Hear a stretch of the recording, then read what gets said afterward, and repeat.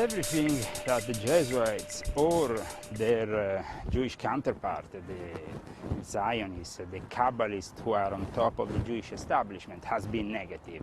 We have arrived to this point of history nowadays also thanks to them. We have a modern society, unfortunately corrupt by greed, power and materialism. That means that their progression is only towards matter and not spiritual endeavor and faith, real faith.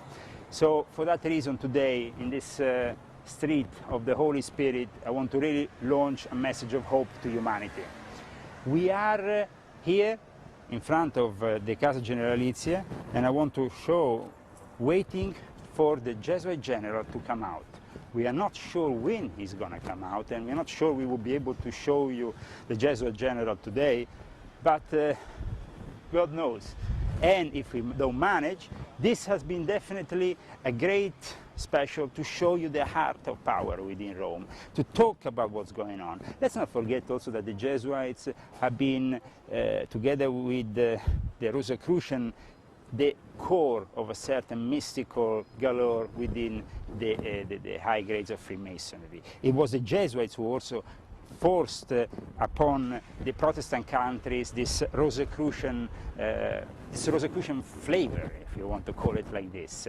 From the times in which Athanasius Kircher was with the Queen of Sweden involved in an alchemical circle and in a Rosicrucian college here in Rome. So, I mean, we are talking really about the heart of what's really going on at all levels. At the spiritual level, at the mystic level, at an occult level, and at the geopolitical level. The Vatican knows that something is changing. There is prophecies that have been revealed in Medjugorje, in Fatima, in Lourdes, in other places, prophecies of great power, where the Holy Mary plays a great role.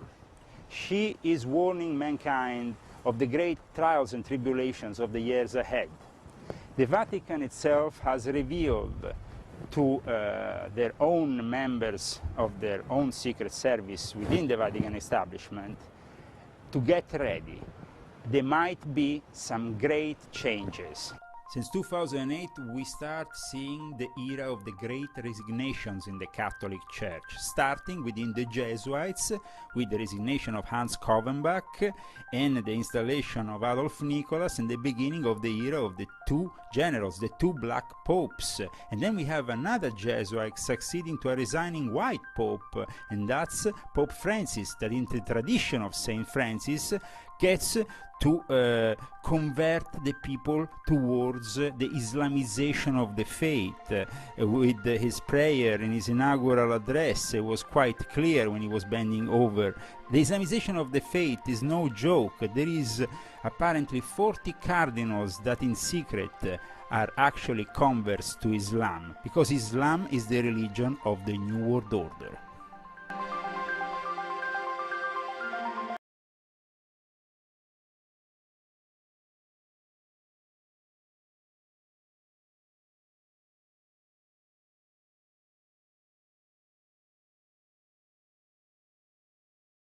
Because we will want to speak about monotheism, which doesn't have a different meaning to the one of universality, because this word also refers to the design of unicity of God, or as our immigrant fellow believers from other countries would say, the unicity of the God, because these translate the Arabic name of Allah, Al-Ilaha, with an article, which is unicity, which is already contained in the expression monotheism and reaffirmed in this universalism towards the one versus unum in Latin, or rather universality,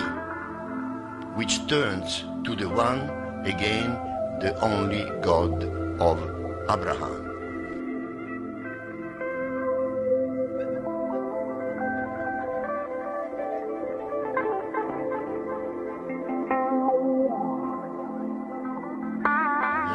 universalism towards the one versus unum in Latin, or rather universality. The mother, which is the source of our existence, and may be closer to the figure of the Virgin Mary, who in her immaculate innocence, which we recognize from the beginning of Islam,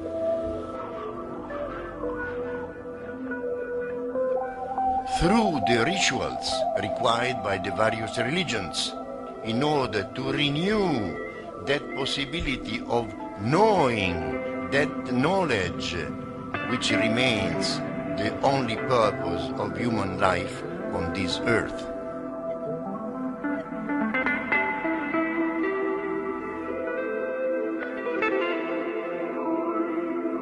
What knowledge is this? Is the knowledge of God. Because if God became man, as we are reminded by a saying of the early Christianity, which is still preserved in the doctrine of the Eastern Orthodox Church, it is because man should become God. Naturally, not through the affirmation of human individuality, but with the death of his egocentrical nature as reflected in the exclusivity of his choice of faith.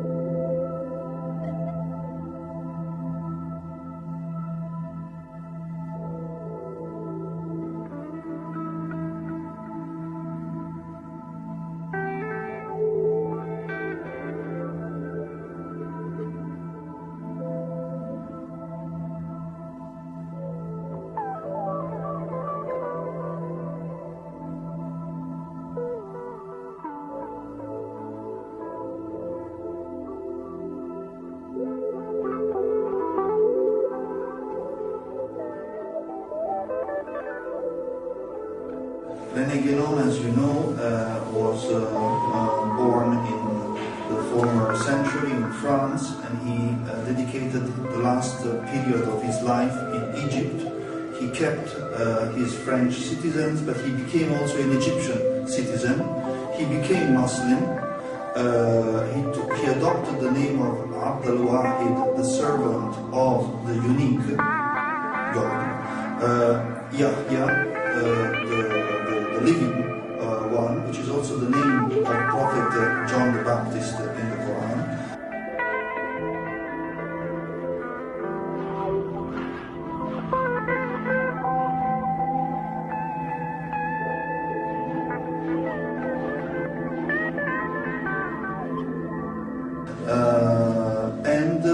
And he wrote books on tradition, on comparative religion, on metaphysical doctrine, and also on spiritual dimension in Islam and in other religions. He has been, as you know better than me, an extraordinary teacher and researcher of the sacred doctrine in different traditions.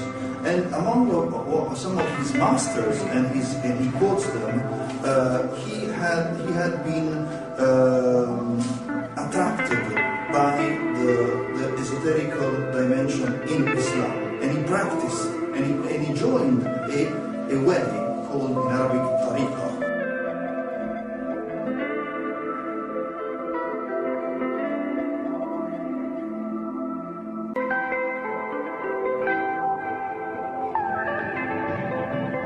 The ultimate goal is not only to attain purification, is to attain universality of knowledge. And the example of this is the model of the Prophet as al-insan al-kamil, the example of perfection, the example of universality. Is to attain universality of knowledge.